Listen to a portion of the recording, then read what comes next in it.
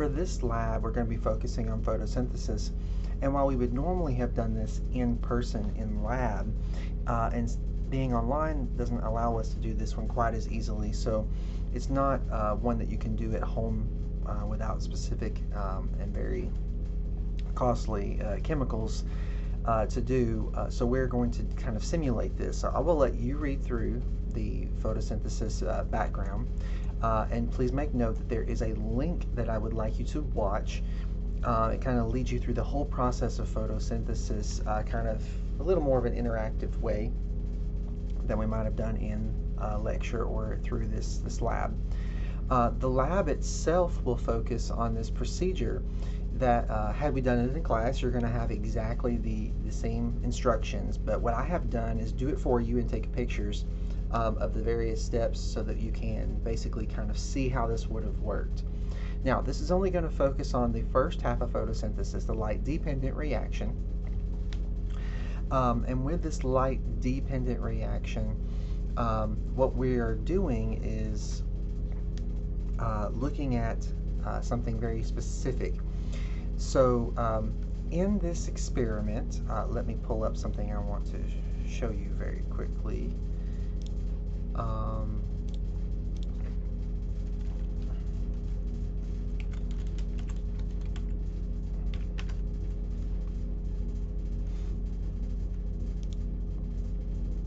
In photosynthesis, I'm going to show you just kind of this quick picture. I'm going to insert it over here, so just put it at the end so y'all have something to look at. It's a little bit big, sorry about that, guys. Is the photosynthesis experiment that only is in the chloroplast, okay? So, and I'll explain why we're going to be looking at just the chloroplast here in a second. So, you've got this long, complicated thing that's going on that's not all that important. I don't want you to care about the details right now, except for very specific things. Water comes into this reaction, and there's a membrane involved, just like we would see with a cell membrane. There's an outer membrane of the chloroplast. And this water gets broken into oxygen, which is a byproduct, which we don't even use. Okay, plants do not do photosynthesis to make oxygen. That's an egocentric way of looking at it from an animal perspective. We get that oxygen, but it's just a waste product. But we do also get hydrogen produced inside of the thylakoid, and then when light hits this photosystem, which helps to break the water into these parts, the other thing that's left over is an electron. And it's this electron that's really important. It's a part of an electron transport chain that works its way through the membrane, which we don't have to go through those details. As it moves, though, it helps bring in hydrogens, these protons, because there's no electron attached, so it's H pluses. Eventually, we run out of energy, and then light hits the second photosystem, which happens to be called PS1 because it was found first. It helps to increase the amount of energy there and pushes on these electrons further, so they can eventually end up being put into something called NADPH, which is our electron carrier, one of two. The electron carrier NADPH now holds on to some electrons and will take it to the second step of photosynthesis, which we're not focusing on here in this lab. The other thing that we'll just kind of briefly mention is as these protons are brought in, these H pluses, they will eventually go through an ATP synthase and create the second electron carrier of our light-dependent reaction, and that will be ATP. And so it kind of goes in and it causes it to turn, and that turning puts electrons and another phosphate onto ADP, which is diphosphate, and making it ATP, which is triphosphate. We're now up to 3. And anytime that you combine molecules together, you are creating bonds, and bonds contain energy. When you attach electrons, you are containing energy. So the whole point of this experiment is to focus on the NADP portion, which we cannot see, okay? But what we're going to do is we're going to add a blue dye in. And this blue dye, when it gets electrons, it goes from blue to colorless. So we're putting in an indicator of whether electrons are being made. And if electrons are made, we can make NADPH, which is our electron carrier, which is what one of the purposes of the first step of photosynthesis. And since we can't see it, we put the blue dye in to see if electrons are being made, which is basically the way that we're going to allow ourselves to have an indicator of whether photosynthesis is working or not. Now, let's go back up. And what we have here is the steps where we take 20 grams of spinach, we put it into a blender with some sucrose, and that sucrose solution is to make sure that when we extract the chloroplasts out of the spinach, we don't let the chloroplasts burst, because if you put it in pure water, that pure water will rush in through osmosis and cause them to pop. We don't need that. We will strain them through some paper towels. In this case it's 4, and we'll get this liquid down here. The plant matter, most of the cell matter is still at the top, but we're going to get these chloroplasts, which are a lot smaller, going through in the liquid. We'll put 10 milliliters of that into this tube. We're going to do at least 2 of them, if not 6 of them, depending on how many people are in your class. They have to have at least 2 because we have to balance the centrifuge, and we're going to spin it for about 3 minutes at about 2300 RPM. And it's going to cause there to be the solids to go down to the bottom into a pellet. We'll pour off the liquid. We'll take that liquid and we're going to add some of it from the tube after we add a little bit of sucrose again here to resuspend all that solid stuff at the bottom.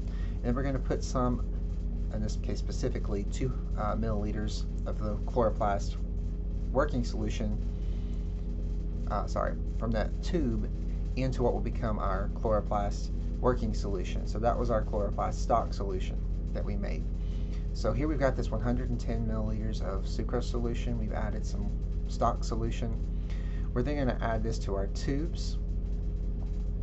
Then we're going to add the DCPIP, and DCPIP is our blue indicator. This is going to let us know whether photosynthesis is taking place and producing electrons or not.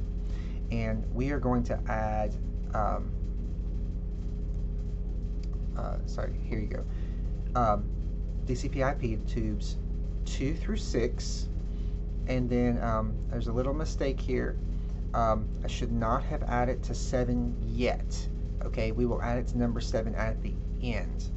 Okay, so when I took this picture, I had the wrong one sitting here. Then we're going to put them, and then we want it to be clear for right now, and I'll show you why. We want to put them in their appropriate colored tubes according to the table that's over here. We're going to stick it in the greenhouse, out in full sunlight, or what I like to use a lot of times is an environmental chamber, which has a simulation of sunlight.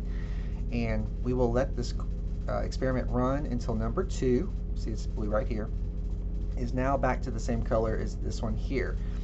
Okay, when that happens, we stop the reaction, we bring them back over to our benches, we take them out of the tubes, and then we see what it looks like here. So I've added blue back to this tube again, number 7, where it says 3 drops at the end.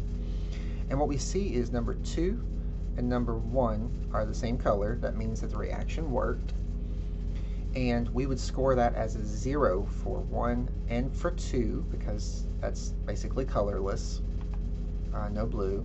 Number 7 is a 5, and then we're going to rank the others in the middle. So 6 is the same color as 7, so we would rank it as a 5. Number 5 here, maybe a little bit lighter, maybe a 4, 4.5. The number 4 tube is definitely lighter. It's probably a 3. Number 2, sorry, tube number 3 here is probably a 2. So I would go through and maybe do something like that. So 0, 2, just slightly darker. I'm going to say a 4 for that one, and 5. Okay, so you can see it gets darker as we move along. And what this does is it allows us to know whether the electrons are being produced in these different tubes. And it allows us to see what colors of light do photosynthesis the most. Now, you may have thought before this experiment that green was really, really important. But what we find out is actually red and blue by themselves can drive photosynthesis a whole lot better than green. Of course, if you have white light, which is in this colorless tube, because all the forms of light, all the red, orange, yellow, green, blue, indigo, violet make it into this tube. They have the opportunity to absorb all of those lights is the best. But red and blue are things that chlorophyll, which is the main pigment that absorbs light in plants, absorb the best in. Obviously, we see here that green didn't do all that great. Maybe just a little bit of change, but not much. And then, of course, if you have no light making it into the tube, which we have represented by the aluminum foil, I mean, no light means no color change, no photosynthesis being made. Now, why not green? Well, when you look at a plant, green is actually what is reflected back at you. It's not used. Plants absorb the light, and if it's absorbed, it doesn't get reflected back for your eyes to be able to see. So the colors that are reflected back are the ones that get bounced off of the plant, reflections, and are able to not be absorbed or be transmitted, and it goes back to your eyes. So if you're looking at a white shirt means that all the colors of light are being reflected back to you. So you see the color white. If you see a black shirt, all the colors are being absorbed. That's why a black shirt is hotter, because you're absorbing it, not reflecting it. Now, if you see a blue shirt, what happens is everything but blue is being absorbed and blue is being reflected. So in the case of green plants, we see that green is being reflected, not used, and all the other colors are being absorbed in some way or transmitted through the plant. So when we get all through this, we see that in this experiment, how were the light-dependent reactions of photosynthesis measured? Well, they were measured with an indicator dye using DCP-IP to measure if electrons are being produced. What quality or color of light was most effective? Well, if you're just looking at colors themselves, it looks like red was probably the best. But I would say when we talk about quality, a white light would be the best, because you have all the colors of light, and we see that represented in tube 2. Tube 2 had the most color change versus the red tube, okay, because it had more colors and more pigments that could be absorbing color. And what color of light is not used in photosynthesis? And it's green, and it's because none of the pigments like chlorophyll A, chlorophyll B, the anthocyanins, the xanthophylls, all these accessory pigments that absorb here in the photosystems 1 and 2, or 2 and 1, should get those labeled correctly there. They don't absorb green. Green is the one color that's not used, okay? And I'll just go back and say the reason why 2 comes before 1 is number 1 was, discovered first. So hopefully this makes sense, and then you can see that light affects photosynthesis, and the more light you have, the better photosynthesis can be up to a point. The different kinds of light, what kind of light you grow your plants under, makes a difference, and you've got to have certain wavelengths. And you can measure those wavelengths for the red, the blue, the greens, the yellows, and so on.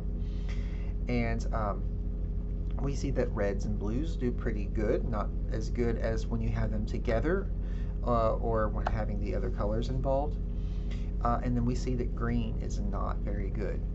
So I hope this makes sense. In this video, hopefully makes it a little more, brings things together. Don't forget to go back and watch this link to take you through photosynthesis. It will give you more information.